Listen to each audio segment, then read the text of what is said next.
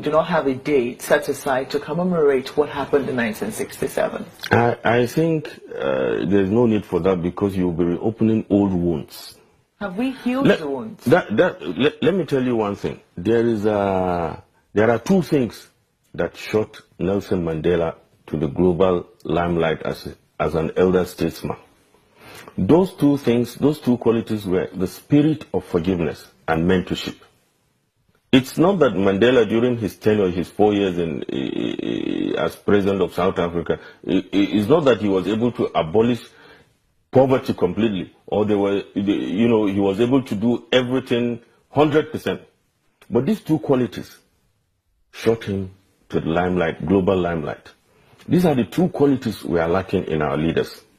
If we can get a leader that has these two qualities, we won't be where we are now in Nigeria. Most of these problems would have been solved. They're two separate things. I mean, we know that all over the world, in many instances, when a war, I mean, we have the Armed Forces Remembrance Day, Day to the Unknown Soldier, but all over the world, usually the day that maybe peace comes back to a country, the day that war happened in a country, a very devastating incident, and they want to ensure that that thing never repeats itself, they usually would have a day as a reminder, you know, that this was what happened in our country how many years ago. We do not want to see a repeat, and they will have a reminder, a commemoration of that day, especially in honor of those who have passed.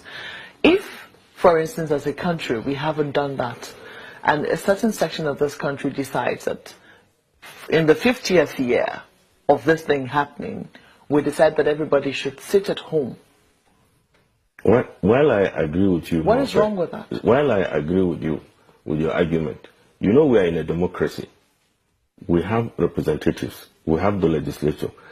I totally agree that if they have that idea and they want it celebrated, they have representatives in the National Assembly. They could put it forward that this is what we want. They could put it forward. That's why they have representatives in the National Assembly. It's because of this this kind of aggressive agitation leading to taking of arms against the state. That is what I'm against.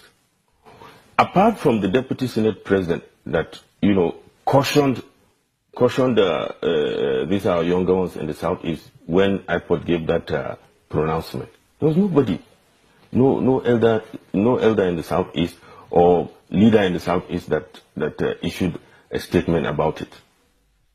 So perhaps now, what is dousing the tension of what the Arewa, the northern youth, are saying now is because of the reaction that trailed, the pronouncement that trailed, condemnation that trailed their pronouncement. Alhaji, are you comparing both?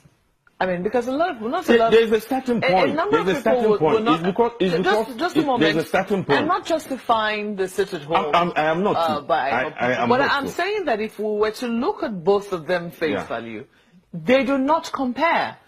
One is an action that could lead to violence. It could incite people to violence in a certain part of the country. I agree with you. And the other was just for people to sit at home.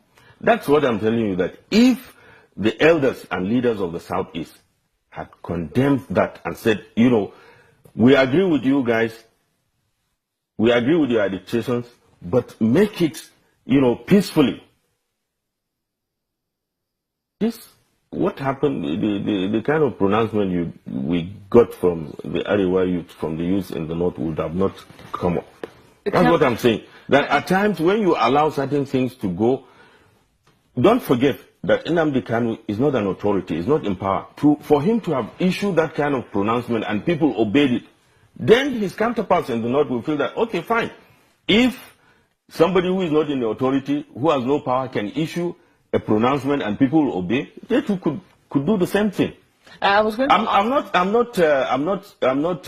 you know, supporting what the youth in the north are doing, or neither supporting what Ipob is doing. But what I'm saying is that in such cases, our leaders and elders shouldn't allow this kind of thing to happen in the first place. Did youths in, beg your pardon, did any group in the Southeast, any other non-Eastern group in the Southeast complained to Arewa youths that, they felt sidelined, or they felt that their rights had been trampled upon by the sit-at-home order, or the sit-at-home protest by Ipob and those who decided to sit at home? Not to the best of my knowledge. What I'm saying is that what precipitated, what triggered what happened by the Arewa youth is because of this pronouncement made by Ipob, by Nnamdi Kanu. If you observe, Nnamdi Kanu now has violated all the bail conditions given to him. And this is, I agreed, there's a mistake on the side of the government initially even. They shouldn't have even, given Nnamdi Kanu any pronouncement, any prominence, I mean to say. This kind of thing, you allow them, you find a way of talking to them, call the elders, and the elders will talk to them. Is this prominence that was given to him that made him think he is this larger than heart figure? Actually, Yakubu, do you think that the response of the Arewa Consultative Forum has been strong enough to ensure that this type of thing this sort of comments don't come up again? It's more than strong enough. It's more than strong enough. You could see condemnation in all the papers. Is condemnation sufficient? It's sufficient, and they are the governor of the Northern Governors Forum said they should arrest those boys, including their sponsors. It's strong enough. It's more than strong enough. And I told you yesterday, a delegation that went to the Northern Christian Association, elders and leaders that went to see the Senate President yesterday. The Senate President, in his remarks, told them that they are already doing something about it. Are we really likely to see any arrests, or is this just going to end on the front pages of the news? It's just yesterday. Let's wait and see. When we get to the bridge, we'll cross it. Let's just wait and see if there's no arrest. How long does it take to arrest people? Give them up till tomorrow and see what happens. You are confident? I'm very, very, very confident. That there will be arrests? There will be arrests, because this kind of situation, if unchecked, it could snowball, it could get out of hand beyond what you think could happen. Do people have this sort of sentiments? I mean, some people wonder, this thing, did it just come out of the blues? Do people share sentiments like this? You see, let me tell you, part of the thing I think precipitated this kind of crisis. The 2011 elections and the 2015 elections, a lot of hate speeches were allowed to flow unchecked.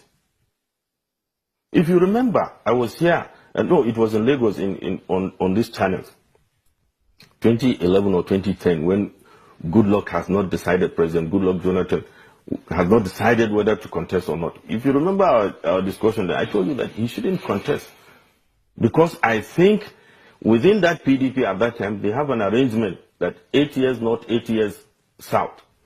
And the president has just passed on then, and he has just completed the president's tenure. Let him allow the remaining 4 years of the north to, exhaust his 4 years. I am pretty sure at that time, I'm repeating it again, I'm pretty sure at that time that if he had done that, the North, I know, would have gone back to him after its 4 years to bring him back, because they think he's a gentleman and so on. But unfortunately, those around him and some leaders prevailed on him that there's no problem, ride rough on them. There's a precedence that I want to draw your attention and Nigerians' attention to. It is going to be difficult now for this country, for any group, any ethnic group to be marginalized any longer. The precedent is that the June 12th, when that thing happened, you saw how the Yorubas reacted to it. Alhaji, I'm sorry, I'll have to interrupt you. Yeah. Well, we'll take a moment now. We'll let you conclude your thoughts when we come back from this break. Okay. Do stay with us.